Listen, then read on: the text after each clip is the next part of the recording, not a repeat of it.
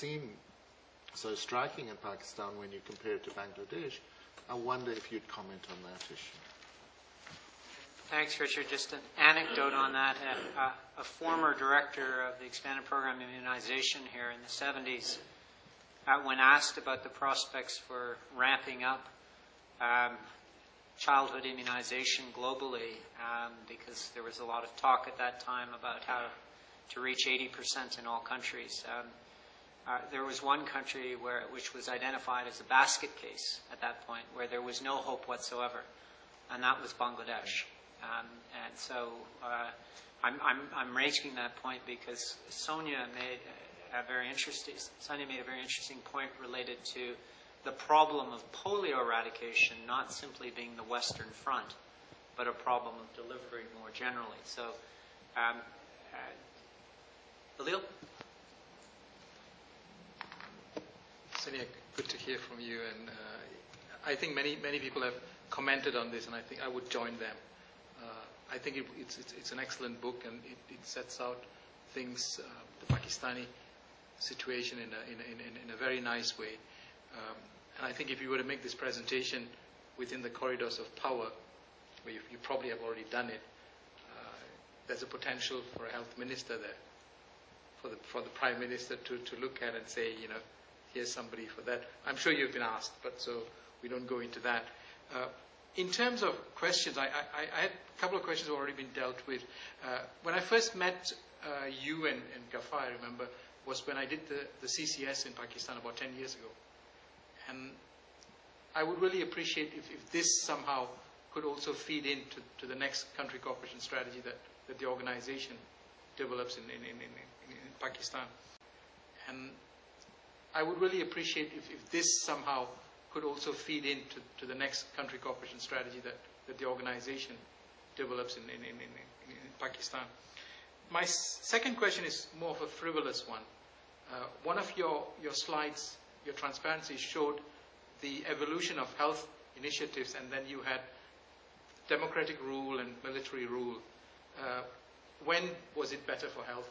When was it better for public health? Thanks. Thanks. Charles? Thanks, Sonia. Excellent presentation. I'm really looking forward to reading the book. Though I confess in a way it made me a little bit depressed because I didn't get a clear steer from you, you know, what can actually be done. Because I almost had the impression that it requires such a huge societal change and change at the highest levels of government to address some of these very deep-seated issues that it was going to be quite difficult to tinker at the margins. And that's basically what a lot of us spend a lot of our time doing, or suggesting that countries do, is around tinkering at the margins. So I wondered if that's even worth trying. But my main question related to something you said right at the beginning. You pointed out in the same chart that Alil is referring to, you pointed out that everything has been tried in Pakistan and nothing is sustained. You know, initiatives come and go.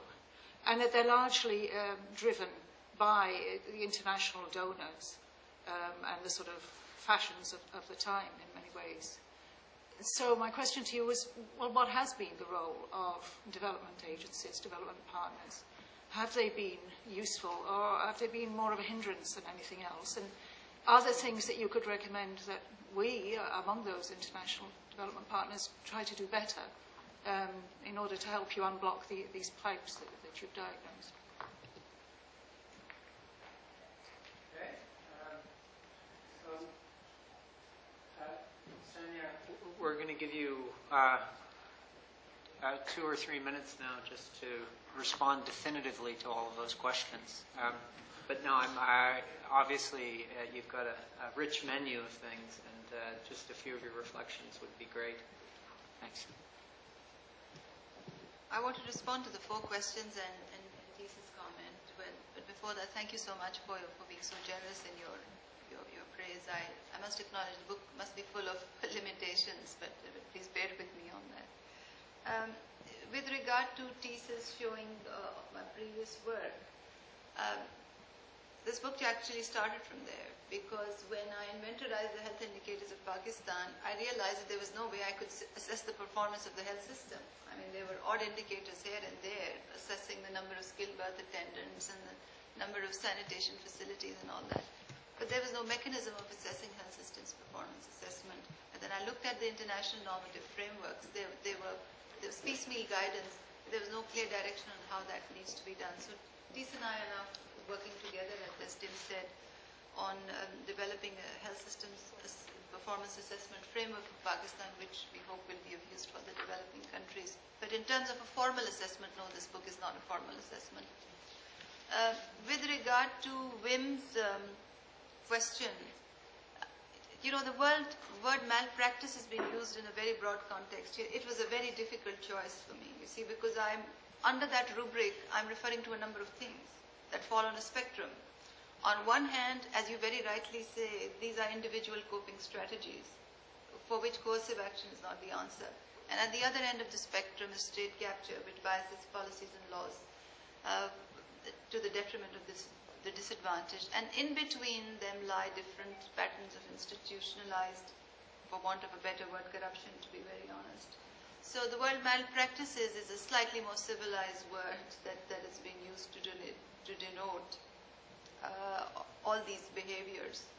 And what I'm going to do is, on the book's website, I'm going to continue to put reflection based on questions that people ask to bring more clarity to the terminology, and this certainly is going to be one of them.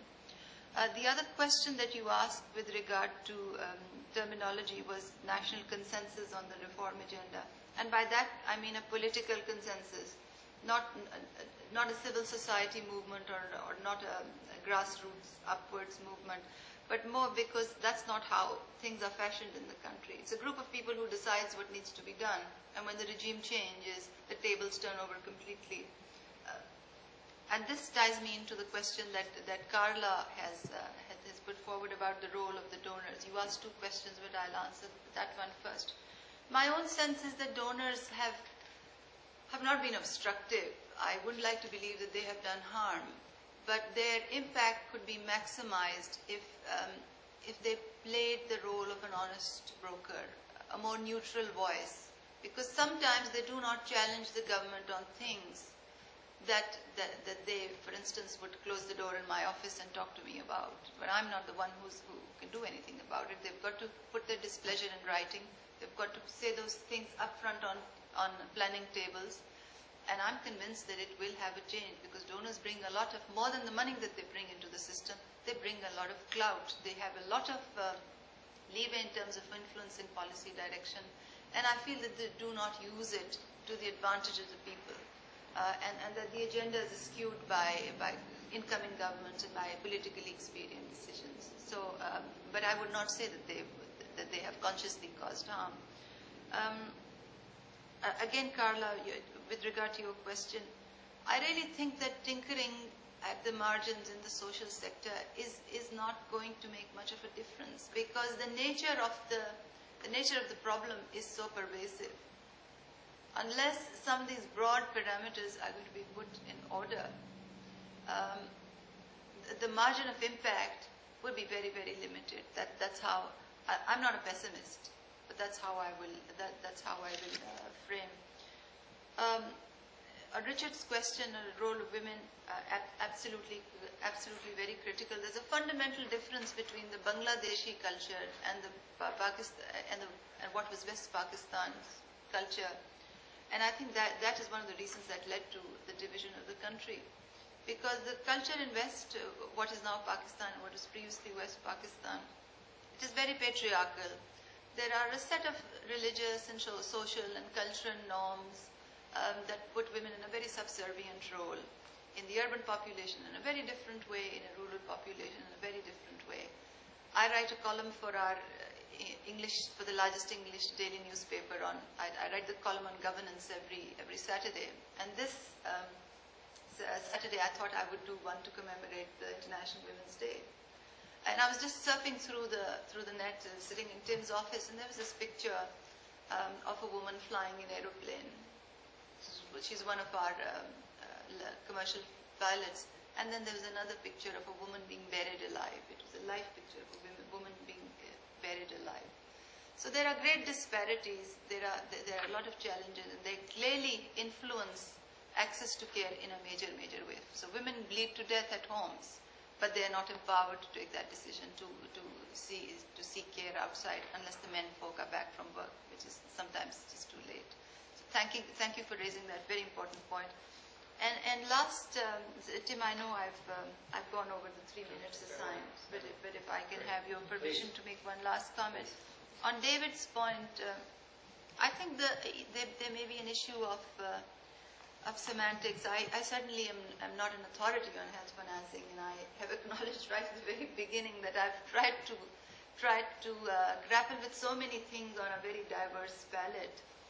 What with regard to your comment about my saying that Pakistan should not proceed towards social health insurance for the informal sector, that is not what my intent was.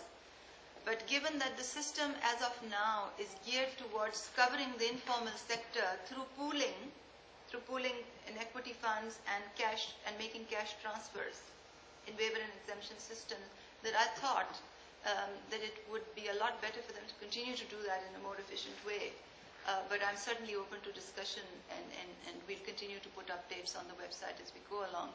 In fact, as I was sharing with Tim this morning, one of the things that I thought would be a takeaway for my organization, because when I wrote this, I realized not many of these things are going to be in my hand unless I join the public sector at some point, and I'm loath to that idea at the moment. So I said, what is it that I can do out of this agenda that has the maximum impact of catalyzing change? And it was actually in the area of bringing greater transparency into Pakistan's cash transfer system. So, and David, you know, we've talked about that, and I've already passed you a case history for you to explore and to have your inputs on that. So, so that was my idea of covering people in the informal sector and for revenues to contribute towards equity pools. So it's slightly different from them pooling through the insurance function, but it is more through equity pools and then using those to cash transfers. The ultimate outcome, from the little that I know, would be the same. Thank you very much. Thanks, Sonia. Your efficiency has allowed us the opportunity of another round of questions. So other comments, questions from people? Before I ask you directly? No. Am I missing any hands? Because I have a number of blind spots. Okay. Well, if not, then I'll take chair's prerogative and ask one question. Just in the context of being stimulated on many fronts in this. I mean, I think this is one of the strengths of the book, is that you've got a level of analysis such that you get below the macro clouds of the health system and really into subsystems and specific functions and dysfunctions, which are enormously illuminating. But one question I had is a sense of the whole demand side. And if you look through this, one of the critiques of sort of the building block or the main domains functions of the health system is that it doesn't give attention to the demand side. I'm conscious of the fact that you're really an NGO, civil society, and that's often associated with demand. And clearly the way your Heartfile website and communications work is that you're communicating to a large audience. But I didn't hear a lot in terms of your prescriptions and way forward related to how that demand might be mobilized either differently or more, or the same way, in terms of being a critical adjunct to the ambitious plans that are in your book. So just wondering if you had some thoughts on the demand side. And I had a bit of a frivolous question too, which is really a function of, in thinking about the different ways in which people access care in the context of Pakistan,